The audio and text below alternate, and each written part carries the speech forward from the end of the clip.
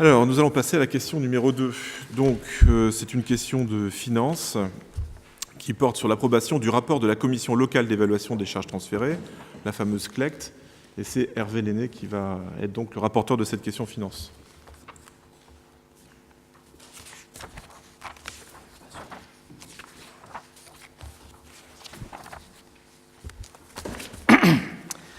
L'application de la fiscalité professionnelle unique a entraîné la création d'une commission locale chargée d'évaluer les charges transférées, qu'on appelle la CLECT, entre les communes et la communauté de communes, ou maintenant communauté d'agglomération. Le rôle de cette commission est de valoriser financièrement les transferts de compétences afin de tenir compte dans le calcul de l'attribution de compensation. L'objectif recherché étant une neutralité financière et budgétaire des transferts et ou des restitutions de compétences.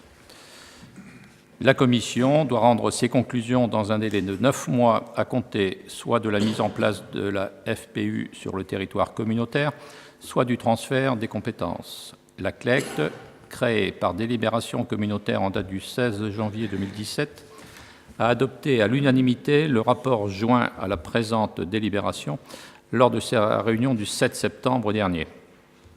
En application du Code général des impôts, à compter de la date de transmission du rapport au Conseil municipal, les communes disposent d'un délai de 3 mois pour procéder à son adoption. Ainsi, il est donc proposé au Conseil municipal, après avis favorable de la Commission des finances, d'approuver le présent rapport. Merci Hervé. Est-ce qu'il y a des questions concernant ce rapport ? Donc je rappelle simplement que la CLECT est un dispositif tout à fait légal, réglementé au sein des EPCI et qui permet donc un dialogue, une négociation même entre les communes sur la question des charges transférées. C'est vrai que ce rapport a été voté à l'unanimité, ce qui a permis à chacune des communes concernées d'être contentée dans ses demandes et donc d'avoir un dialogue apaisé. Alors ça s'est fait surtout grâce à des réunions de pôle qui ont permis, secteur par secteur au sein de l'agglomération, de négocier plus facilement. Ça s'est fait également avec le service des finances de la communauté d'agglomération. Et là, je tiens à féliciter à la fois le vice-président chargé des finances et à la fois le service des finances de la communauté d'agglomération. Les relations ont été on ne peut plus souples, on ne peut plus cordiales, parce qu'il y a quand même négociation, mais ces discussions se sont déroulées dans un très bon climat. Je peux rentrer dans le détail des chiffres si ça intéresse certaines personnes. Est-ce qu'il y a certaines personnes qui veulent des chiffres détaillés? C'est la question qu'il faut poser.